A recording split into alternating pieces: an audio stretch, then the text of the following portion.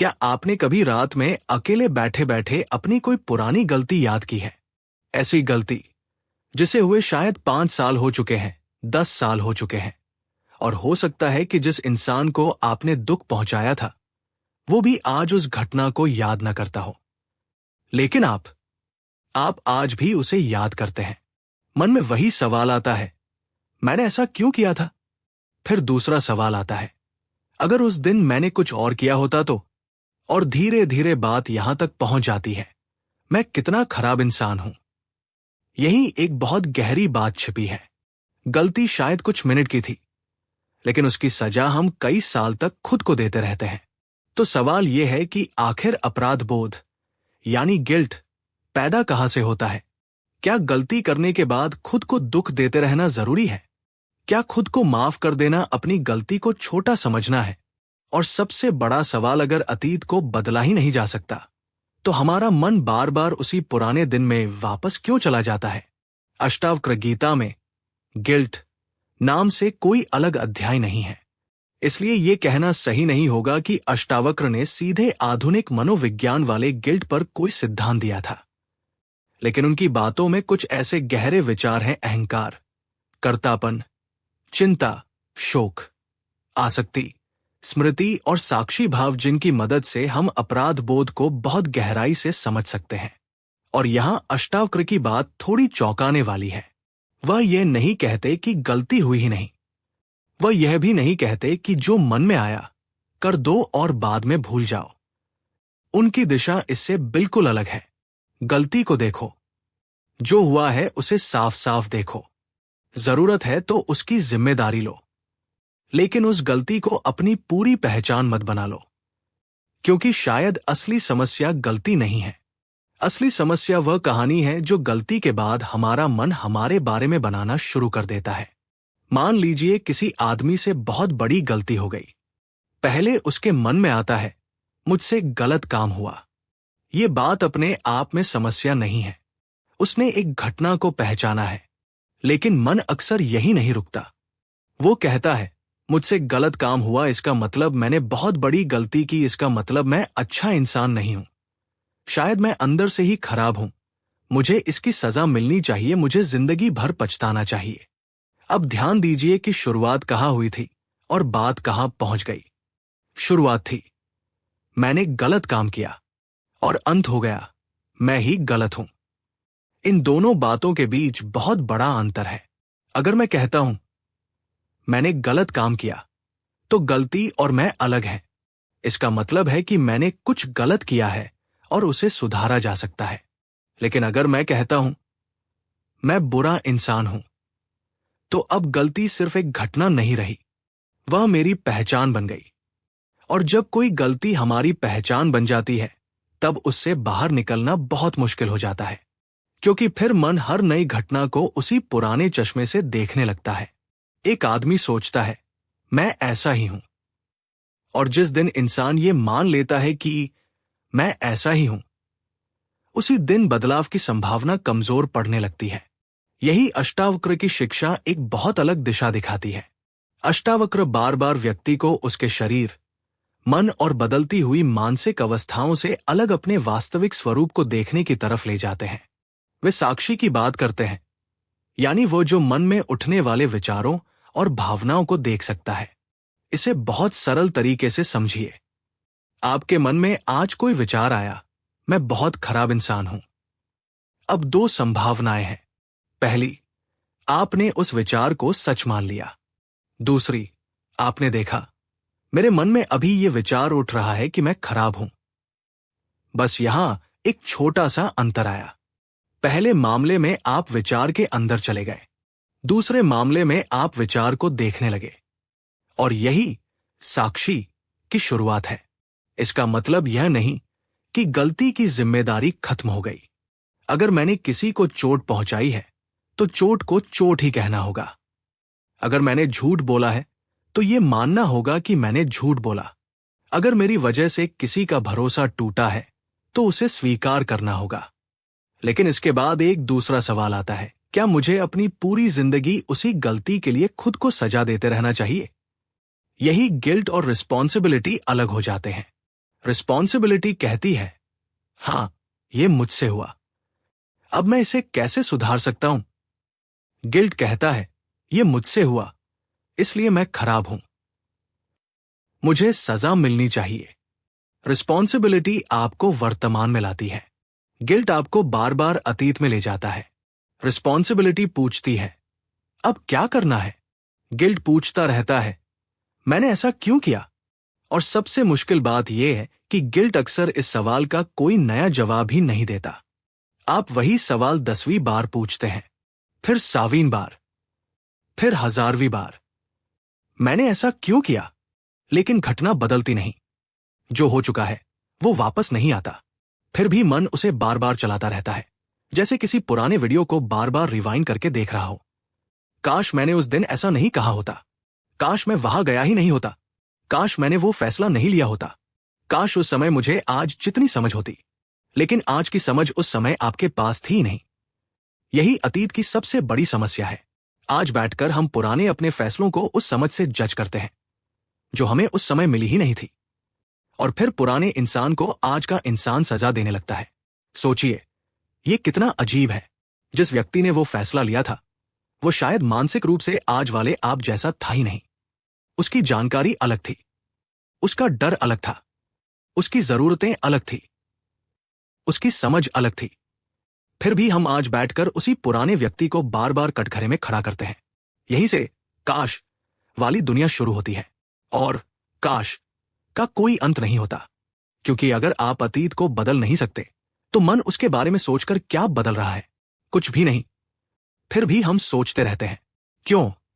क्योंकि मन को लगता है कि अगर मैं उस घटना को बार बार समझ लूं, बार बार दुखी हो लूं, बार बार खुद को दोष दे दूं, तो शायद किसी तरह वो गलती ठीक हो जाएगी। लेकिन ऐसा नहीं होता। घटना वही रहती है, सिर्फ हमारे अंदर उसका दर्द बढ़ता जाता है। इसलिए अष्टावक्र की दृष्टि से गिल्ट को समझने की शुरुआत यहीं से होती है। घटना को देखो, लेकिन उसके साथ अपनी पहचान को मत बांधो। मैंने गलती की और मैं ही गलती हूं, इन दोनों के बीच की दूरी को देखो। क्योंकि पहली बात आपको सुधार की तरफ ले जा सकती है, दूसरी बात आपको आत्मदंड की तरफ ले जाती है। और अब यहां एक बहुत जरूरी सवाल पैदा होता है, अगर गिल्ट को छोड़ देना है तो क्या इसका मतलब यह है कि हमें अपनी गलतियों को भूल जाना चाहिए? अगर मैंने किसी को चोट पहुंचाई और फिर खुद को माफ कर दिया, तो क्या मैं अपनी गलती को हल्का नहीं बना रहा? क्या खुद को माफ करना कहीं अपने आप को बचाने का एक तरीका तो नहीं? यही वो जगह है जहां सेल्फ फॉरगिवनेस और जिम्मेदारी के बीच का फर्क समझना जरूरी हो जाता है।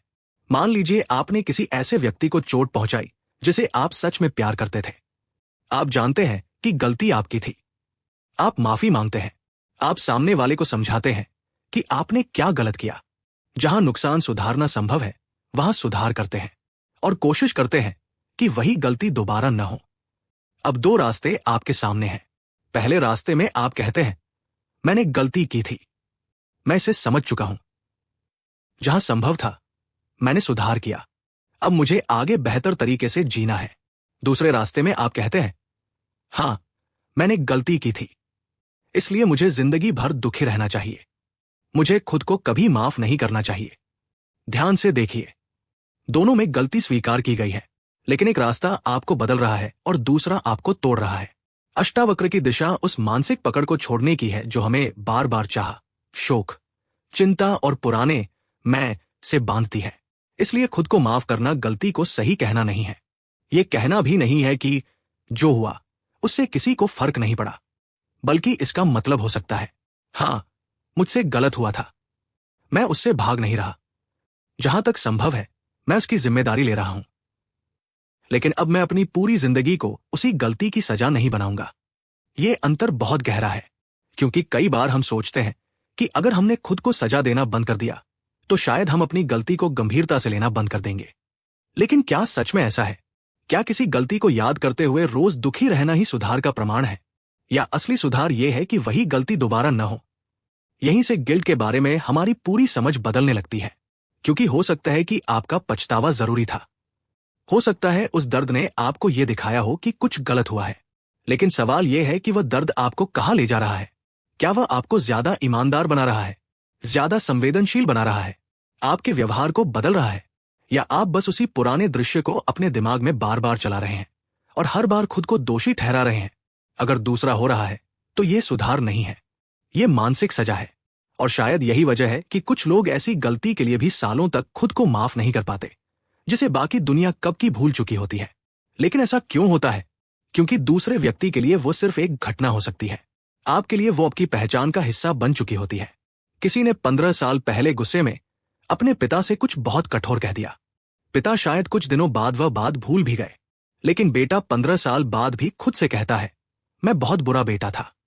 अब समस्या उस पुराने वाक्य में नहीं है, समस्या उस वाक्य से बनी पहचान में है। वह आदमी आज भी अपने पुराने रूप को अपने साथ लेकर चल रहा है। और यही अष्टावक्र का सवाल और गहरा हो जाता है। अगर शरीर बदल गया, विचार बदल गए, भावनाएं बदल गई, समझ बदल गई, जीवन बदल गया, तो फिर वो पुराना मैं कौन है जिसे हम आज भी पकड़कर बैठे हैं? शायद गिल्ट से बाहर निकलने का रास्ता सिर्फ खुद को माफ करने से भी गहरा है। शायद पहले ये देखना होगा कि आखिर हम अपने बारे में कौन सी पहचान पकड़कर बैठे हैं, और अगर वो पहचान ही बदलती रहती है तो फिर वो कौन है जो इन सबको देख रहा है? यहीं से अष्टावक्र की साक्षी की बात गिल्ट के सवाल से जुड़ती है। और यही सवाल आगे हमें उस जगह ले जाता है जहां अपराध बोध सिर्फ मन की एक भावना नहीं रह जाता, बल्कि मैं कौन हूं के सवाल से जुड़ जाता है। यहीं से बात और गहरी हो जाती है। अगर मैं अपने विचारों को देख सकता हूं, अपने डर को देख सकता हूं, अपने पछतावे को देख सकता हूं, तो फिर एक सवाल उठता है, क्या मैं केवल ये विचार और भावनाएं हूं? अष्टावक्र की शिक्षा में यही फर्क बहुत महत्वपूर्ण है। मन कहता है मैं दोषी हूं, साक्षी बस देखता है मन में दोषी होने का विचार उठ रहा है। मन कहता है मैंने सब खराब कर दिया, साक्षी देखता है अभी पछतावे की भावना उठ रही है। यह सुनने में बहुत छोटा अंतर लगता है, लेकिन इसी अंतर में बहुत बड़ी आजादी छिपी है। क्योंकि जिस चीज को आप देख सकते हैं उससे आप थोड़ा अलग खड़े हो सकते हैं, और जब आप उससे थोड़ा अलग खड़े होते हैं तब पहली बार यह देखना संभव होता है कि मन वास्तव में कर क्या रहा है। वो गलती को समझ रहा है या सिर्फ उसे दोहरा रहा है? वह किसी नुकसान को सुधारना चाहता है या खुद को सजा देना चाहता है? वो वर्तमान में कुछ कर सकता है या सिर्फ अतीत में घूम रहा है?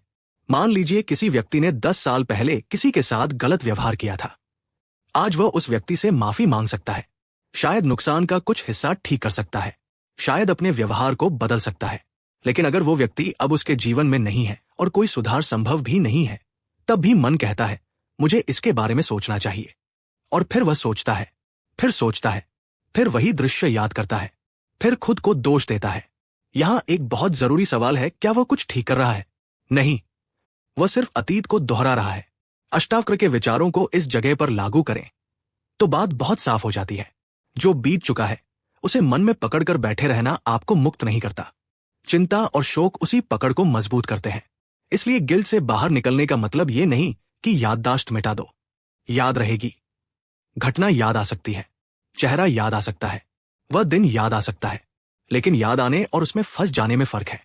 यही फर्क बहुत लोगों की जिंदगी बदल सकता है। एक पुरानी घटना याद आई। पहले मन कहता था मैं कितना खराब इंसान हूं। अब आप रुककर देखते हैं, हां, वो गलती हुई थी, मुझे उसका दुख है, लेकिन अभी मेरे सामने वो घटना नहीं है, अभी मेरे सामने मेरा वर्तमान है। फिर सवाल बदल जाता है, मैंने ऐसा क्यों किया था, कि जगह आता है, आज मैं क्या बेहतर कर सकता हूं? ये छोटा बदलाव है, लेकिन दिशा पूरी तरह बदल जाती है। पहला सवाल आपको पीछे ले जाता है, दूसरा आपको वर्तमान में वापस लाता है।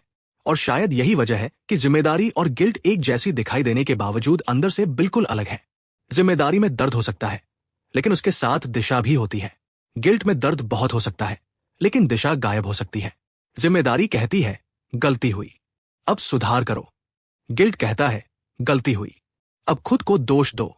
जिम्मेदारी भविष्य में एक नया कदम उठाती है, गिल्ट पुराने कदम के पास ही बैठा रहता है। अब एक और मुश्किल सवाल सामने आता है, अगर सामने वाला हमें माफी न करे तो? मान लीजिए आपने सच में किसी को चोट पहुंचाई, आपने माफी मांगी, आपने अपनी गलती स्वीकार की, आपने व्यवहार बदलने की कोशिश की, लेकिन सामने वाला कहता है मैं तुम्हें माफ नहीं कर सकता। अब क्या? यहां हमें दो चीजों को अलग करना होगा। माफी मांगना आपके हाथ में है, माफी देना दूसरे व्यक्ति के हाथ में है। आप अपनी तरफ से सच बोल सकते हैं, अपनी गलती स्वीकार कर सकते हैं, जो नुकसान ठीक हो सकता है उसे ठीक कर सकते हैं, लेकिन सामने वाला आपके मन की तरह नहीं चलता। वो आपको माफ करे या ना करे, ये उसका अधिकार है। और अगर वो आपको माफ नहीं करता तो इसका मतलब ये नहीं कि आपको अपनी पूरी जिंदगी खुद को सजा देते रहना होगा। आप यह कह सकते हैं, मैं समझता हूं कि मैंने तुम्हें चोट पहुंचाई है, मैं तुम्हें मुझे माफ करने के लिए मजबूर नहीं करूंगा, मैं अपनी गलती से भागूंगा भी नहीं, लेकिन मैं अपनी बाकी जिंदगी उसी गलती को दोहराकर खुद को सजा भी नहीं दूंगा। मैं कोशिश करूंगा कि अब मेरा व्यवहार अलग हो। यहां जिम्मेदारी भी है और आजादी भी, लेकिन इस बात को गलत तरीके से समझना बहुत आसान है।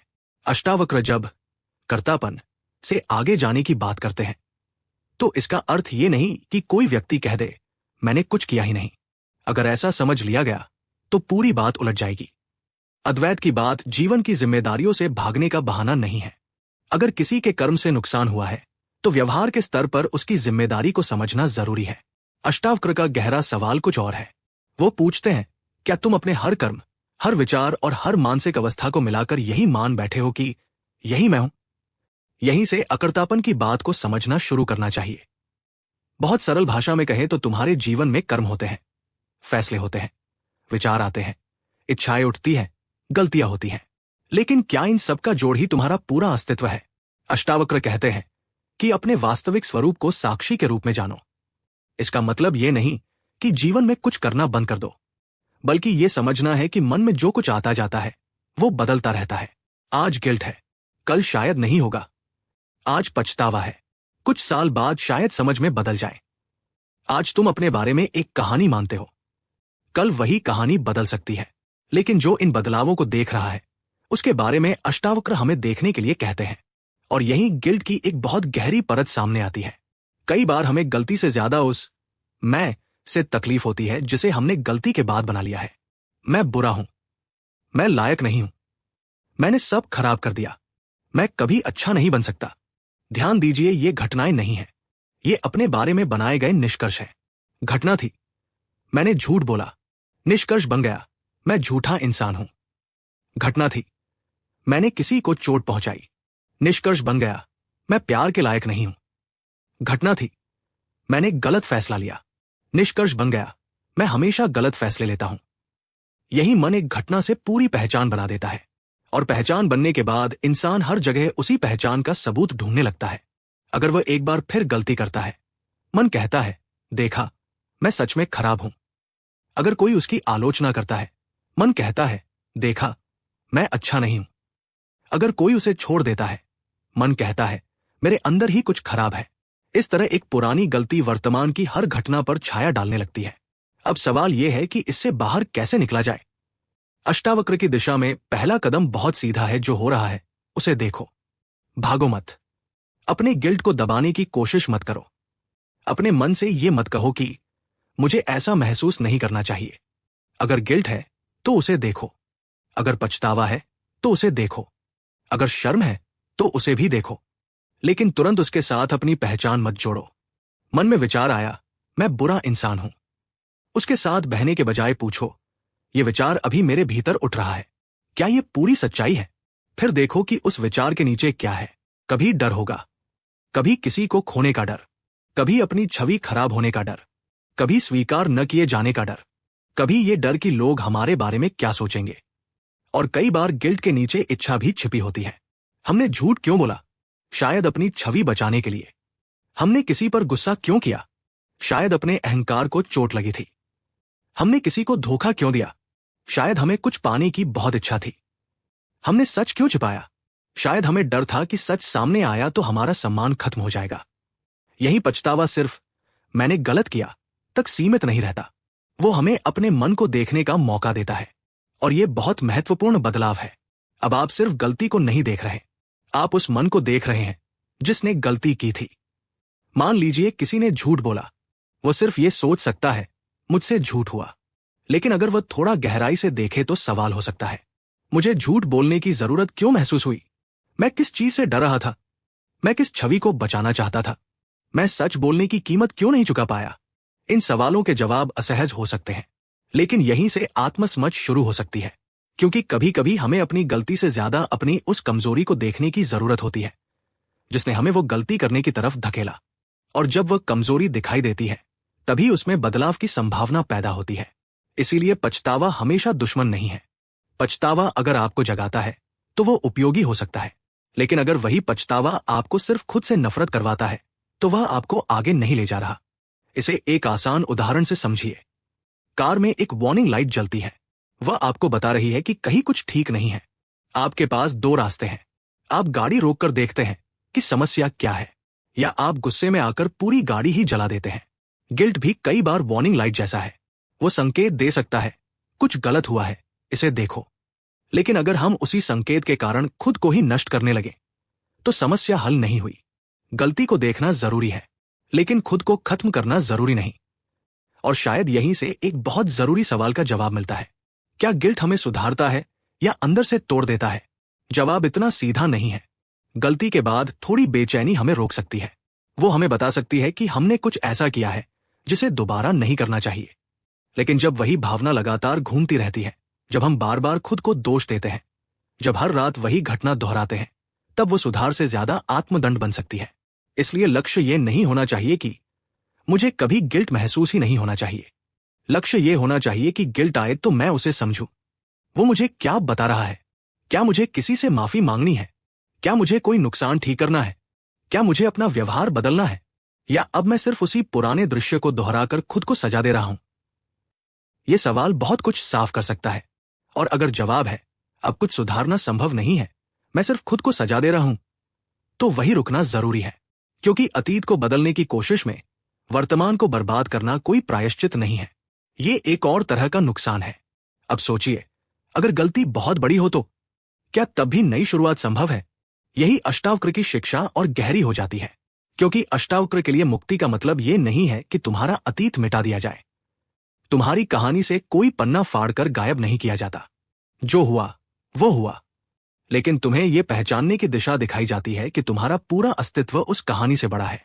तुम्हारे जीवन में हजारों घटनाएं हुई हैं, कुछ अच्छी, कुछ बुरी, कुछ ऐसी जिन पर तुम्हें गर्व है, कुछ ऐसी जिन्हें याद करके आज भी शर्म आती है।